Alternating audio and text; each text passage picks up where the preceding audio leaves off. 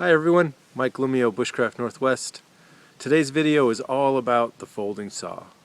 For me, this tool is second in importance only to a good bushcraft knife. And over the course of this video, I'll show you why. So what I do is I cut about 2 inches from the end of the branch, and I cut about halfway through, and you can see this branch here is already nicely checked. So I'm going to take advantage of that and let the wood do what it's already starting to do on its own. So I'm going to cut halfway through and stop at that spot there where the wood is checked.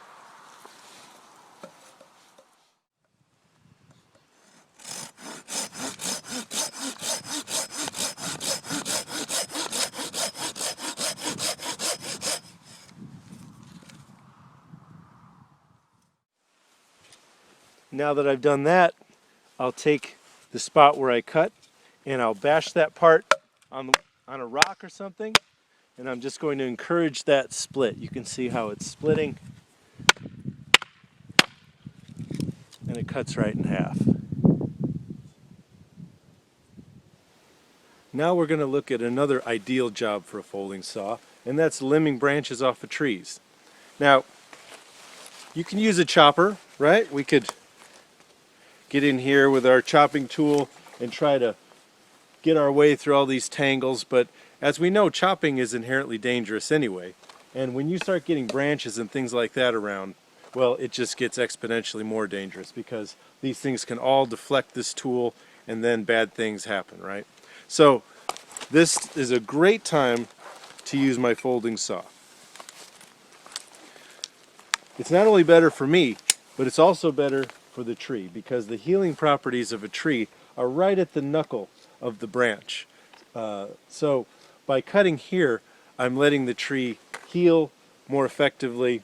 I'm providing a nice clean cut, and it's very efficient as well. When you have a good saw, cuts right through these branches beautifully, and for me, this is the way to go. One of my favorite building materials are saplings. They're great for snowshoes, they're great for shelters, any number of things. And in overgrown areas, it's great to get them out of there. It's good for the forest as well. So it's something I use quite often. But what I don't like to see is this. The common way these are harvested is to bend them down like this, and we take our chopper, right, and we do this sort of thing, and we leave these punji sticks for people to trip on. They look ugly. I think we can do much better. And the way we can do much better is, you guessed it, using a folding saw. Because I can get right down here at ground level and I can cut these flush with the ground. I can kick some needles over that or whatever, and it's gone.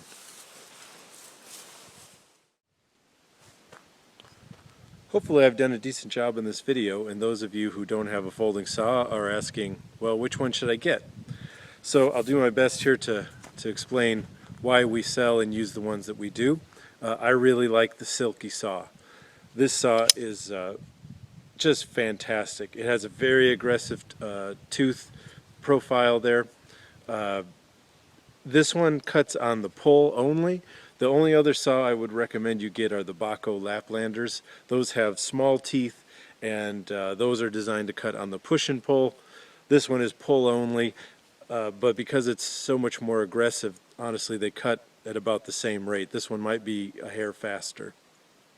But one of the things I really love about the Silky saws are not only do they lock in the standard sort of radius position for standing up cutting, but they have an additional lockout like this. And so you can cut things flat on the ground, right? And not drag your knuckles and scrape them all up when you're sawing that last little bit. So that's a super nice feature, is that extra lockout. So this is the Silky Super Excel 21. We sell this one. We also sell this one here. It's called the Pocket Boy. Love this saw. This saw goes everywhere with me. One of these two are always with me in the woods. This is my warmer weather saw. You could see how small it is. Same really aggressive large teeth. You can do a ton of work with this saw. It weighs almost nothing. And if you are interested in this saw, I recommend this Maxpedition Cocoon pouch because it fits the saw perfectly, and I even carry an extra blade in there.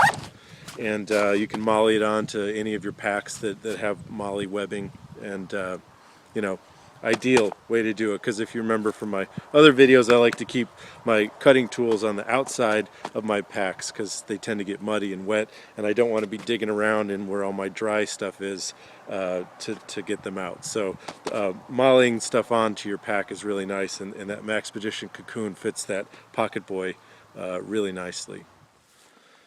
Alright everyone, I am down the road, but I hope you enjoyed that video. The folding saw, what's not to love? It's powerful, it's efficient, it's lightweight, it's safe, small. It's a must-have in your pack. If you like this video, please subscribe, and we'll see you again.